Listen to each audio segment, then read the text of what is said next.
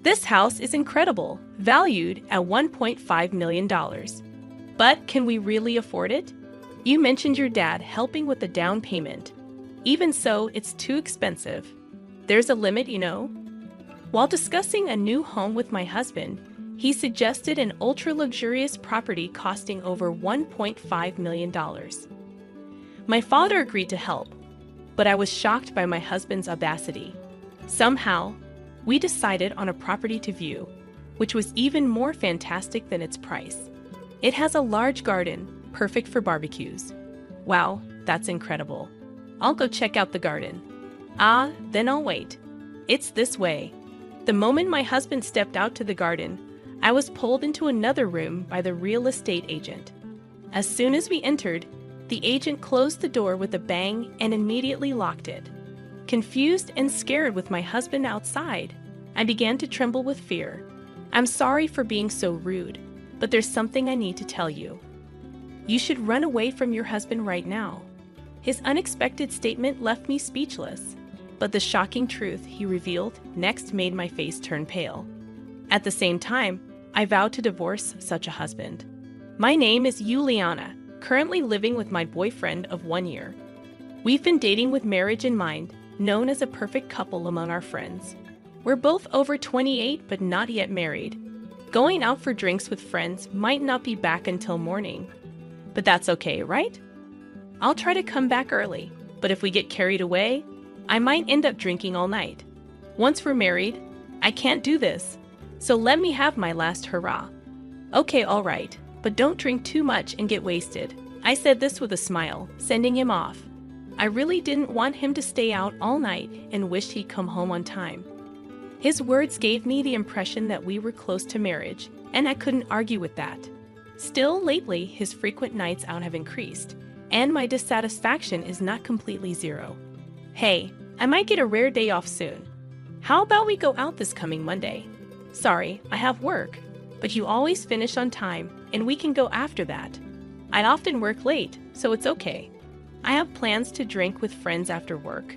Really sorry, there's still a week until next Monday, and he already has plans for a drinking party. It felt a bit unnatural, and I was concerned that he wasn't making much time for me. Lately, whenever I suggest going somewhere on the weekend, he always finds some excuse to decline. If he's free, he's either too tired and wants to rest or not feeling well. Of course, I appreciated his intention to marry me and understood his desire to have fun before marriage. I was trying to be accommodating, but it doesn't mean I want to silently accept being neglected like this. But you haven't been making time for me recently. Can't we do something? I promised to drink with high school friends I haven't seen in a long time, and everyone's coming to New York, so next time, okay. Well, when he puts it like that, I can't really say no. I knew I was being swayed by his persuasive words, but I had this fear that if I pushed too hard, I might upset him and jeopardize our marriage plans. So I didn't say much. I generally kept my emotions to myself, and even if I felt a little upset, I never became emotional. Being over 28, I think I was in a rush to get married. In hindsight, I should have been more discerning about my partner. Many of my friends were getting married, and I was fixated on the idea of marriage due to my age. By the way, what about us getting married? I want to live in a big new house after we get married, but we don't have much money yet. About that, if we decide to get married, my dad said he'd help with the down payment for a new house, so we don't have to worry about money. Really? Then I want to get married soon too. Seems like good timing, right? Really, I'm so happy. Although it wasn't a romantic proposal, if it even counted as a proposal, we decided to get married. For me, the fact of getting married was more important than the words of the proposal. I was just happy that we were going to get married. Finally, I was going to get married. I was relieved not to be left on the shelf. Of course, I loved him, so I was happy about marrying him. But I also felt a sense of security in acquiring the status of a married woman. So, I brought some brochures for new homes. How about this one? If we're getting a substantial down payment, we should buy a nice house. These are all over $1 million. Isn't that a bit too expensive? But your dad's putting down a significant amount, right? And your dad's a corporate executive. He's loaded. He'll splurge for our wedding gift, so this amount should be fine. Since we decided to get married, we immediately started looking for a new home. But it was around this time that his personality started to change, or rather, he started showing his true colors. Once I told him about my father's offer to help with the down payment, he started focusing only on ultra-luxurious properties. I understand the desire for a big house, especially considering our future children. We both have stable jobs, so managing a substantial payment is possible. However, it seems a bit presumptuous. It's too audacious to ask my father for such a significant amount. I think we can afford it, but it's not just about the money. It's too much to ask of my father. Wait a minute, are you saying your dad is more important than me? He doesn't spend much and has saved up a lot. We'll eventually inherit it all when he passes away, so it's better if he uses it now. He wasn't wrong. My dad isn't the type to splurge, and he does have substantial savings. But that's not the point. It's incredibly disrespectful to my still healthy and active father and just too presumptuous. He wasn't like this before we got married. What happened to him? It's like he married me for my father's money. You didn't want to marry me but my dad's money, right? That's not true. Don't get me wrong. We might have kids in the future, and we need space for your parents' care. That's why I want a decent house, right? Don't worry, it's not about the money. Indeed, his points made sense. If we need space for future children or my parents' care, a bigger house is better. I should first consult my father. It's his money after all. It's not right for me to decide everything. After hearing his opinion, we can move forward with specific plans. That's what I thought as I decided to contact my father. So we're looking at some expensive properties. What do you think? You don't have to worry about us, but if you think about future children, living in a spacious house might be better. And if it makes my darling daughter happy, I'm willing to do whatever it takes. My father said this with a smile. Truly wealthy people don't even flinch at such things. Maybe I was worrying too much. Maybe it's okay to go for an expensive house. Seeing my father so relaxed made me think that, but I still felt it was too much to ask of him. However, it seemed my husband got carried away with my father's words and started bringing even more luxurious properties. This property is amazing. It's worth $1.5 million. Wait, we can't afford a place like that. But didn't you say your dad would help with any amount for the down payment? If that's the case, there's no problem. Even so, this is just too expensive. There's a limit, you know. Realizing there was no stopping him, I picked a few properties that I liked and decided to view them immediately. House viewings aren't usually this rushed, but if I left my husband to his devices, he would surely keep bringing higher-priced properties. Moreover, since we got married, he's become really greedy about money, and I couldn't control it alone. Not just that, his emotional state had become unstable recently, and any slight criticism would come back tenfold. So I really wanted to find a property we both liked quickly. All right, we'll go for a viewing tomorrow at 10 o'clock a.m., don't forget. Okay. All right, I'm heading out for a bit. Going out now. Where are you going? It's early tomorrow. Just for a drink. A friend invited me. Going out for drinks now. It's already past 10. Pam, we need to leave the house by 8:30 a.m. tomorrow for the viewing, meaning we have to get up around 7 a.m., and he's going out for drinks now. He'll probably come back late at night, and I wonder if he'll even wake up on time tomorrow. But if I say anything more, he'll just snap at me. Knowing that, I had no choice but to see him off. Really, he lacks common sense as an adult. He wasn't like this when we were dating. Was marrying him a mistake? I've been thinking that more and more recently. Please wake up. It's time. We'll be late if you don't hurry. The next day, as expected, he wouldn't wake up, no matter how many times I tried. When he finally did, he was in a foul mood. I don't know what time he came back last night, but he still smells of alcohol. He can't drive in this state. I don't have a license, so we have to take the train. This throws off all our plans, the worst start to our day of viewings. Wow, this is incredibly beautiful. As expected of a luxury home, it's on another level.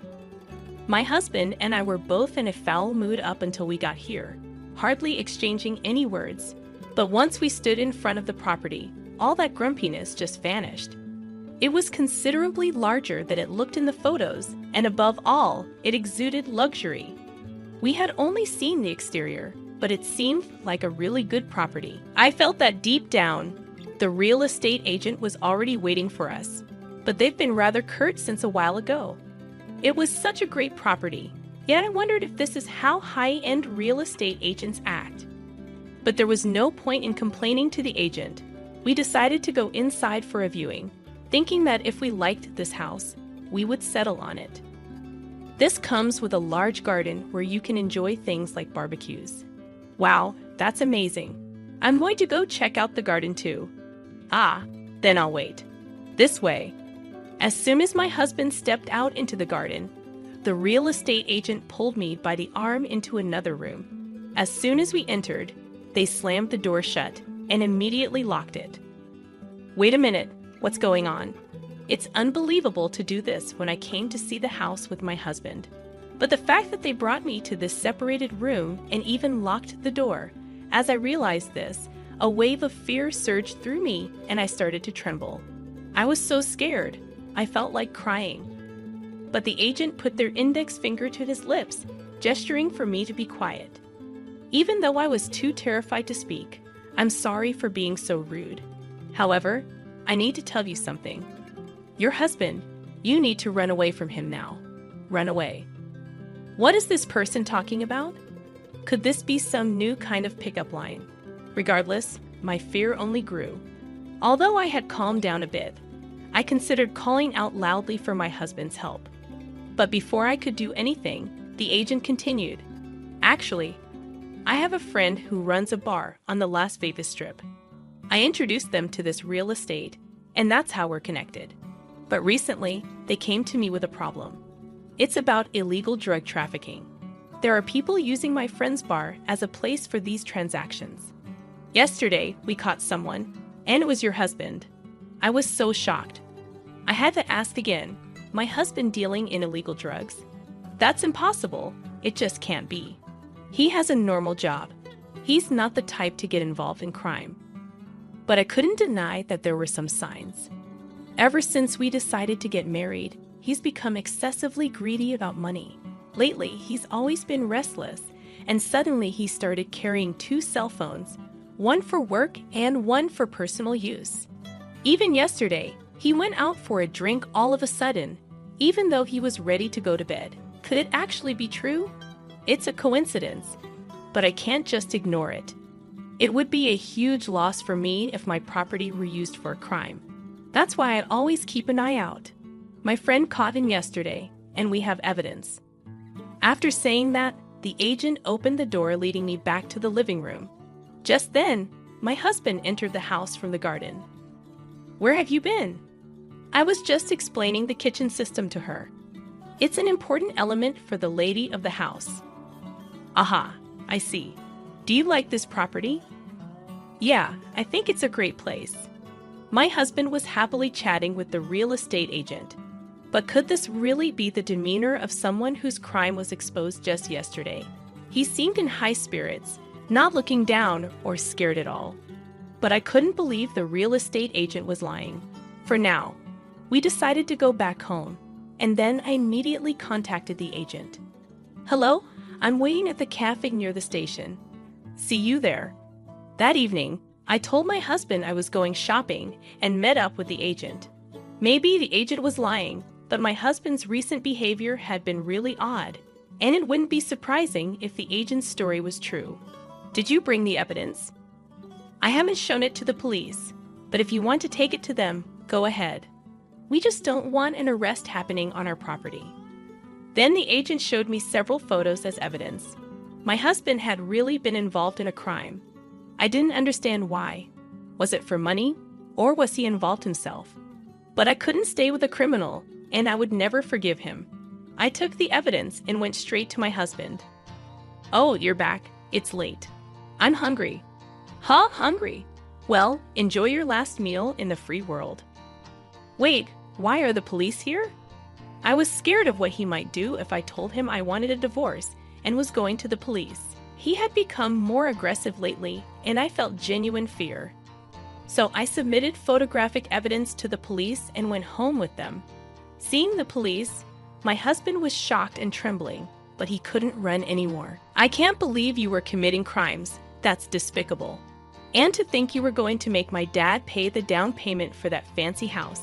You're finished as a person. What's going on? Explain this to me. What do you need explained? You see the truth right in front of you. You were selling that weird stuff, weren't you? He was silent, but seeing the police and hearing my testimony, he must have realized there was no escape. As he became almost hyperventilating, his eyes wide open, he charged at us. I was frozen, but the police who were standing by quickly subdued him. Hey, let me go! Hey you! You're under arrest for the current offense. Even if I wasn't physically hurt, the crime was established the moment he tried to harm me. Plus, he had grabbed a rod-like object from a shelf and was swinging it around. There was no excuse for not having violent intentions. To think I was living with someone like you, it's truly the worst. Just disappear from my sight right now. You're going to pay for this. I'll make sure you regret it. Was that a threat to me? He was oblivious that if he continued with this abusive language, he'd only be adding to his crimes. Ignorance is indeed frightening. But then again, someone who knowingly commits a crime probably doesn't think straight. After that, my husband was taken away by the police, and I just collapsed in relief. I was really scared when he glared and charged at me. I didn't know what would happen. I'm so glad I had the police with me. I immediately called my parents, and they came over to the house. Are you okay? I am fine, but I was so shocked. I never imagined he would. It's good that you're unharmed. My parents were genuinely concerned for me, and I realized how lucky I was to have come out of this dangerous situation unscathed. But I had no idea. I never thought he would do something so terrible. He won't be in prison forever. Let's talk with his parents first. There's the divorce and future arrangements we need to have a discussion. True, under American law, getting caught with drugs doesn't mean decades in prison. He might hold a grudge against me. If that's the case, I'd be too scared to live. I wasn't sure how his parents would react, but I had my parents with me, so I felt safe. We decided to have a talk. So that's the situation. I'm so sorry. Our foolish son, how can we ever apologize? Please accept our apologies. No amount of sorry can erase the crime, but please take this as our apology. I braced myself for their resentment, but his parents apologized to me. Of course, it wasn't their fault, and they didn't need to apologize this much. I hadn't been physically harmed after all. But seeing his parents so earnestly apologizing, I couldn't help but wonder how such decent people ended up with a son like that. Please lift your heads. You don't need to apologize. We're here to discuss what's next. We'll ensure he never comes near you again, even after he's out of prison. I promise you that. And it's not much, but could you accept this? They said, almost crying for the sorrow and pulling an envelope from their bag. It was thick, likely containing about $100,000. Wait a minute, what's this about? I can't accept such a large amount of money. We know it's not much, but consider it compensation. What he did brought you a lot of trouble. Please accept it as a token of our feelings. But I didn't want to dismiss their gesture. Still, it felt wrong for his parents to take all the responsibility. He's going to prison to pay for his crimes. The trouble he caused me is a separate matter. As I thought about this, thank you for your kindness. However, as adults in society, we should take responsibility for our actions. If this money is to be my daughter's, please promise that you will let him pay back the entire amount to you after his release. Of course, we won't be lenient with him and will make sure he's properly rehabilitated. I'd appreciate hearing that. We're truly, truly sorry. His parents, my former in-laws, apologized right until the end. It's so unfortunate that such good parents ended up with a son like that. However, they assured me they would handle the situation, so I decided to leave everything to them. I later heard he was sentenced to about 4 years in prison as the drugs he dealt were considered less severe. I was cautious after hearing about his release, but fortunately, nothing happened. It seems we're now leading separate lives. Then, unexpectedly, I got a call from his parents. "You don't need to apologize anymore, but we think it's important to make amends. If you really don't want to meet, we'll understand." All right. I had almost forgotten about him in those 4 years and had started a new life. But his parents wanted him to personally apologize to me. I agreed, thinking it was a way of setting things right. I didn't want him to know my current address, so we met at his parents' house. It's been a long time. I'm truly, truly sorry. He had lost weight and aged about 10 years in those 4 years. Life in prison must have been hard, but he brought it upon himself. Seeing him kneeling without hesitation, I could tell he had changed or at least reflected on his actions. But that doesn't change anything for me. I have my own life, and there's no way I'd reach out to him again. Now you need to pay back your parents and atone for what you've done. When I said this, he just nodded, looking downcast. I haven't been in touch with him since, and I don't know what he's doing now. But I still talk to his parents regularly. They told me he's now working at a construction company and is being very diligent. His salary is managed by his parents. Whether he's truly repentant or not, I'll have to wait and see. But for now, he seems focused on working to repay his debt without wasting money on himself.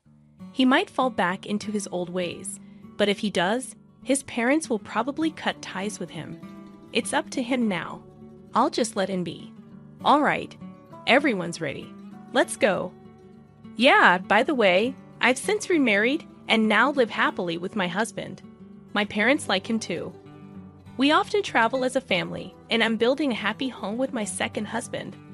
Of course, there might be big problems ahead, but as long as my husband doesn't betray me, I'll support him no matter what. Once you betray someone's trust, it's hard to regain it. Relationships seem simple, but they're more complicated than you think. My ex-husband must have learned this the hard way. I just hope to live a life I can be proud of, always considering those around me and not end up like him.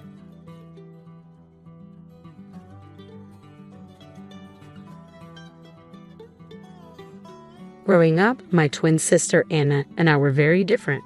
She was like the perfect daughter while I wasn't.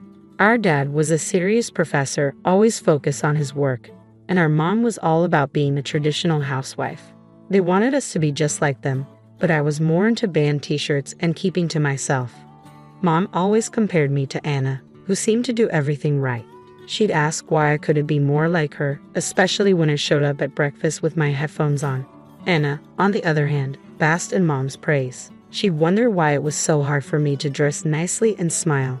It felt like we were from different worlds. One Saturday, we had to attend one of Dad's boring faculty parties, which we couldn't skip. I decided to rebel in my own little way. I put on some heavy eyeliner and wore boots that definitely didn't fit the usual standards. "You're not going out like that, are you?" Mom caught me on the stairs, eyeing my boots like they were covered in mud. I shrugged, my usual defense. "Don't see why not," she sighed, that long sigh that meant I was the biggest disappointment in her perfectly ordered world. "Please, Eliza, just this once, can't you try to fit in? For once, pretend we're the perfect family." I shot back, tired of the same old argument. "It's not about pretending, it's about showing respect for your father," she argued, her voice getting sharper. Anna overheard and chimed in, her heels clicking on the hardwood floor. "Mom's right, Liz, it's not that hard to look decent. Why do you always have to make things difficult?" "Maybe I don't want to be a clone of you, Anna," I snapped, feeling my face heat up. I hated these arguments, hated being compared, but more than anything, I hated feeling like the odd one out in my own home. Dad appeared at the bottom of the stairs, looking serious. "Eliza, go change now. We're leaving in 10 minutes, he said firmly. His tone didn't allow for any argument. He didn't need to raise his voice. The disappointment in his eyes was enough to make me obey. I marched back to my room to swap my boots for boring flats and wipe away half my eyeliner. As we drove to the party, the car was silent except for the classical music Dad insisted on playing because it was calming.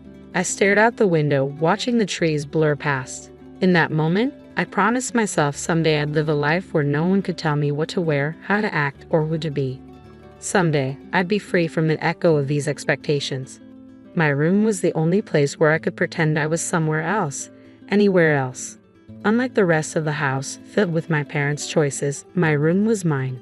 It wasn't much, just 4 walls covered in sketches and music posters, but it was my escape from the reality of my family's expectations.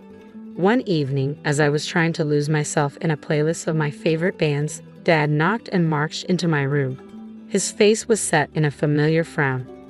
"Eliza, turn that noise down, and why haven't you studied with Anna today? You know you both have exams coming up," he said, his voice stern. I pulled out one earbud and looked up at him, trying to keep my voice steady.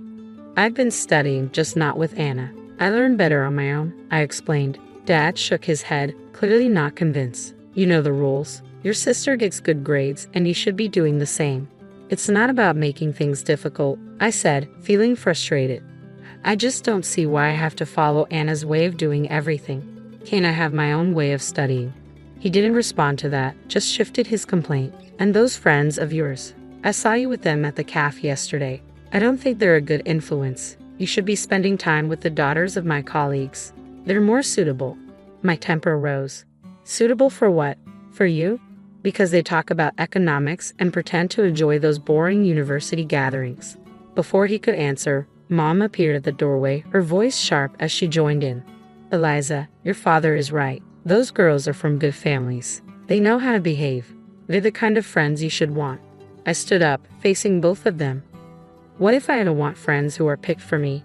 What if I want to choose my own friends, choose what I study, or even what I want to be? I exclaimed. Mom's response was final. "That's enough, Eliza. You know your future is with the university. Your father has made sure of that. And after you graduate, you'll need to start thinking about settling down."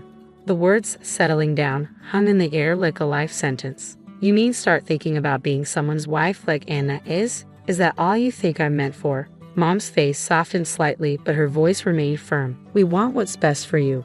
Following the path we've set out will give you a good life." "A good life," I repeated, the bitterness evident in my tone. "Is it a good life if it's someone else's idea of good?" No one answered. They didn't need to. We all knew there was no point in arguing.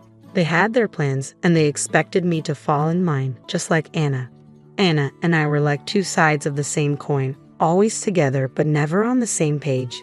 At university, where Dad taught, the differences between us grew even more obvious. She was into business management, the golden child, always nodding along in lectures, asking smart questions that made professors appreciate her.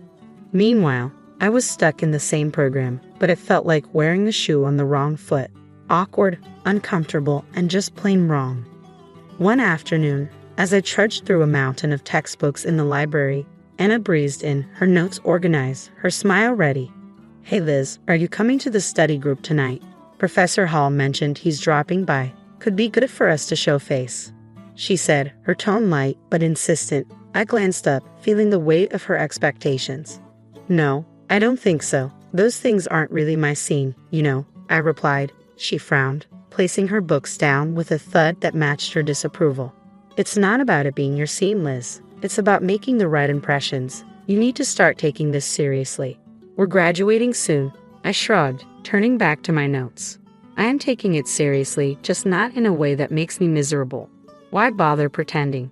Because, Liz, sometimes you have to play the game to get ahead. You think I like all of this?" She gestured around at her perfectly tabbed textbooks and color-coded notes. "It's not about liking it, it's about doing what's necessary." I shook my head, pushing back my chair with a scrape. "Well, maybe I'm tired of doing what's necessary according to everyone else. Did you ever think of that?" Her voice softened, but her eyes were steel. "Liz, I'm just trying to look out for you. It's not going to be around to sort things out forever. What are you going to do if you keep alienating everyone? Maybe I'll figure it out on my own. Maybe I don't need to follow Dad's roadmap or yours." I shot back, feeling a surge of defiance. Anna sighed, her frustration clear. "You're so stubborn. Just try it, okay? For me, if not for yourself. Show up tonight. Talk to Professor Hall. It won't kill you," Anna urged. I looked at her, really looked at her, and saw not just my annoyingly perfect sister, but someone who actually cared in her own way. "Fine, I'll think about it," I conceded, not ready to promise more. Thank you, she said, her smile returning. It's not that bad, you know. You might even like it if you gave it a chance. Doped it, I muttered, but I knew I'd lost this round. For Anna, I'd show up, sit through another boring discussion, and not at the right times. It was just a few hours, I told myself. How bad could it be? As it turned out, not as bad as I thought. Professor Hall was surprisingly interesting when he wasn't lecturing from a podium. I even asked a question which earned a shocked but pleased look from Anna. Later, as we walked back to our dorm, Anna nudged me. See? Not so terrible, right? That fragile piece didn't last long, however. In our last year, Anna introduced us to her fiancé, a lawyer 10 years her senior, already well established, and exactly what our parents dreamed of. Mom and Dad were over the moon, praising Anna for making such a smart match, and immediately turned their expectant eyes on me. Now, Eliza, it's your turn to find someone suitable, Dad said one evening over dinner, his tone implying that my time was running out. Mom nodded enthusiastically, already planning out my life as if it were another one of her well-organized home projects. Think about your future, dear. Someone who can provide for you, who has a good standing. I remember staring at my plate, feeling the walls close in. Anna's wedding was meticulously planned down to the last detail by Mom, from the bridesmaids' dresses to the floral arrangements, showcasing her perfect vision of family prestige. After the wedding, Mom often visited Anna, doling out advice and ensuring her life played out just as she had orchestrated. Witnessing this, I knew one thing for certain. I didn't want my life tailored by someone else's hands.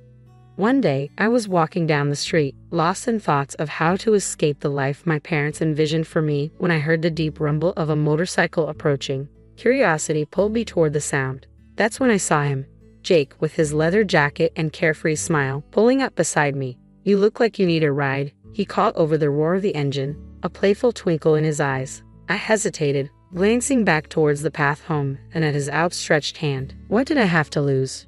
Sure, why not? I replied, my voice a mix of nerves and excitement. Climbing onto the back of his bike, I felt a rush of adrenaline as we sped away. The wind whipped through my hair, and for the first time in a long time, I laughed genuinely. Jake shouted something about showing me his world, and I held on tighter, not wanting this moment to end. We stopped at a diner frequented by bikers over burgers, workers, and fries. Jake told me about his life as a welder, his passion for bikes, and his love for the open road. It was so different from anything I was used to, raw and real, I remarked, my voice barely above the clatter of plates and chatter around us. Don't you get scared living like this? Scared? No, it's thrilling. You never know what's around the corner. Isn't that better than having everything planned out for you? Jake replied, his eyes lighting up with each word. Over the next few weeks, we met secretly. Each ride on Jake's motorcycle pulled me further from the life I was supposed to live and closer to the life I wanted. The speed, the adventure, it wasn't just about the thrill. It was about feeling alive, feeling free.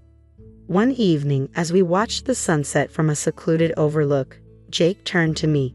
Eliza, I don't just ride to escape. I ride to feel alive, to make every moment count. With you, every moment feels like it's worth something. I leaned into him, my heart beating fast. I've never felt like this before.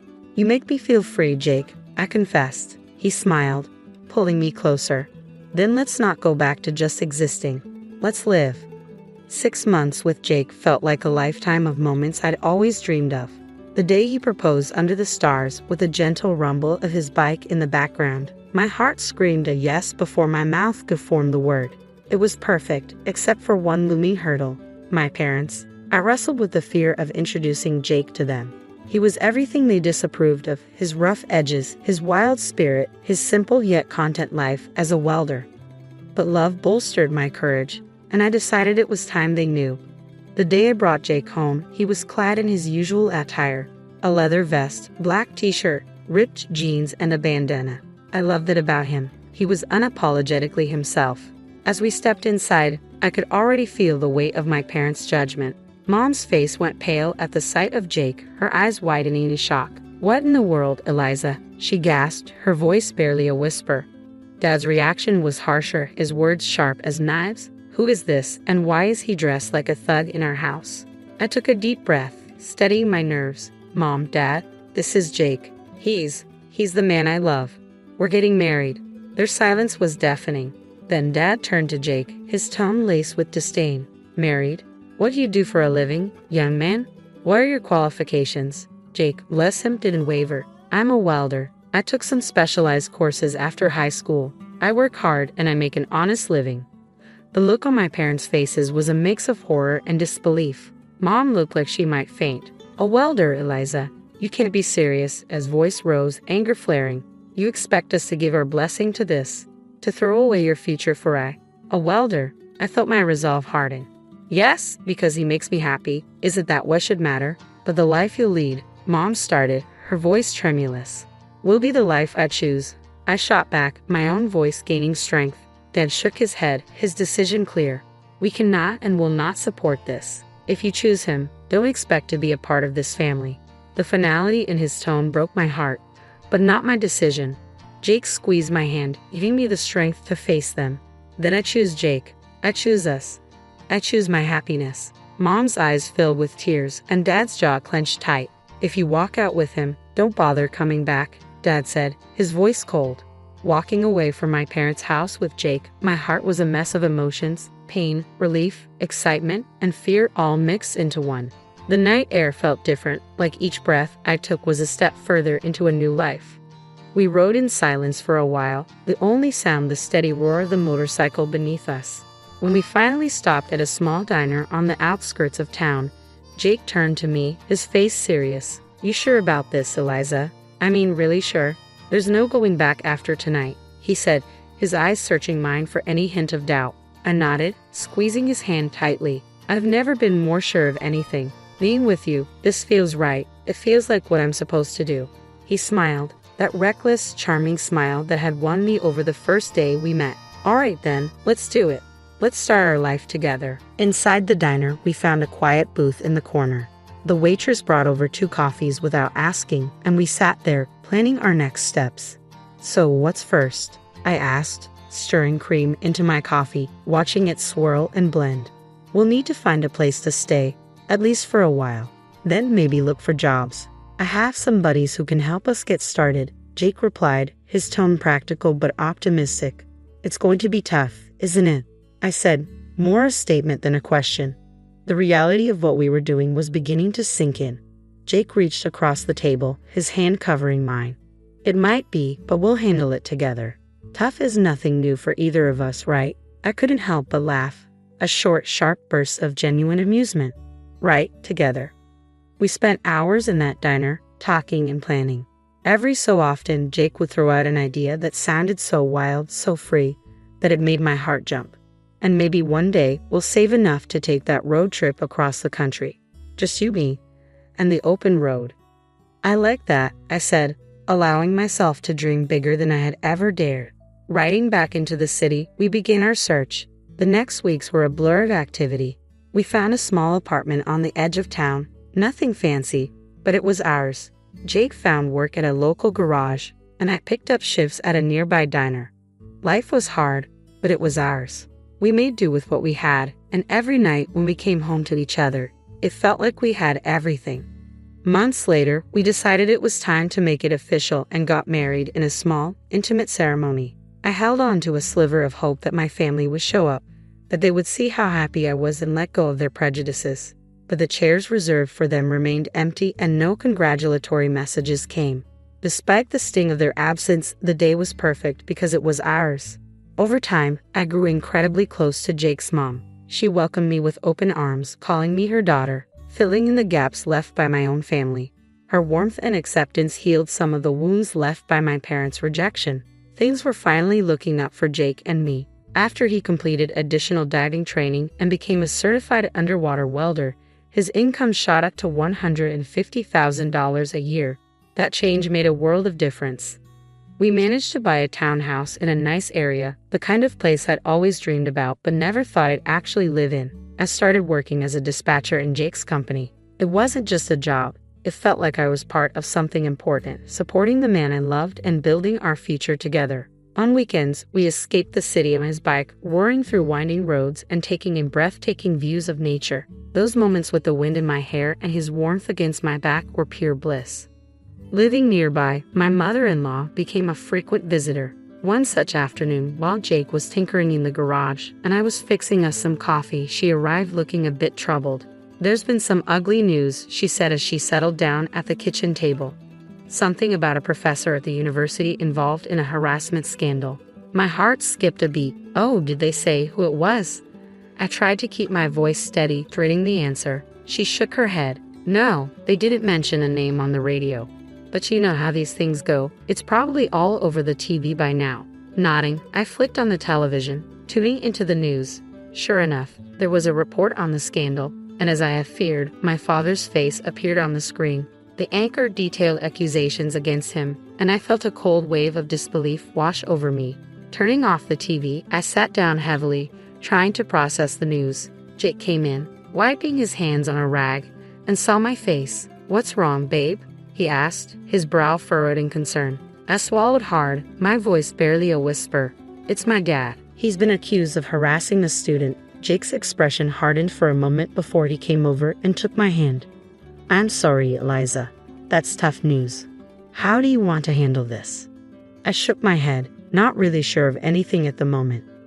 "I don't know. I mean, what can I even do? It's not like we're close anymore."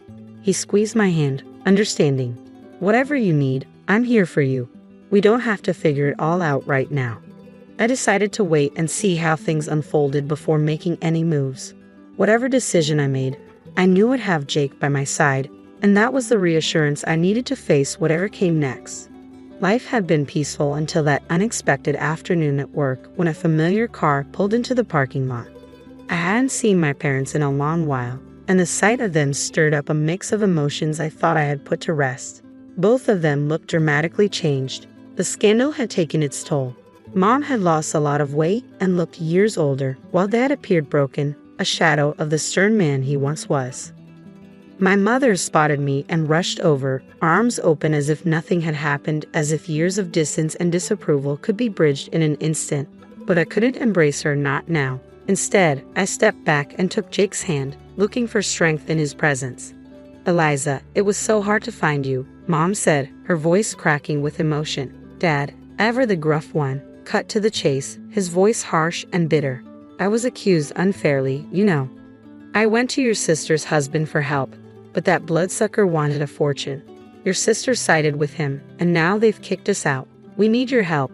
I stared at them, disbelief and anger swirling inside me. "Help? After all these years, you show up and demand help. We have nowhere else to go." Mom's voice was desperate. "They've disowned us too. We thought maybe we could stay with you." I almost laughed at the absurdity. "Stay with me? After you disowned me, you made it clear I wasn't your daughter anymore." Dad's face turned red, his old temper flaring up. "You owe us, Eliza, after all we've done for you." "That's where you're wrong," I interrupted, feeling Jake squeeze my hand in support. "I don't owe you anything. You threw me out because I chose my happiness over your demands, and now you want what? To just move in and pretend like we're a family." The situation was spiraling, and I could see people watching, a crowd beginning to form. Mom started to cry, her sobs loud and attracting even more attention. "You're being ungrateful after everything we've done for you," she accused through her tears. I took a deep breath, my decision clear. "No, Mom, I'm not ungrateful. I'm free and happy. You made your choices, and now you have to live with them." As we walked away, I heard my dad yelling, but Jake leaned over and quietly told the security team, "Don't let them come here again." The following months flew by, filled with love and peace. We welcomed a son, a new beginning in our growing family. My parents never came back. That day in the parking lot was the last I saw of them. And while part of me grieved for what could have been, I knew I had made the right choice.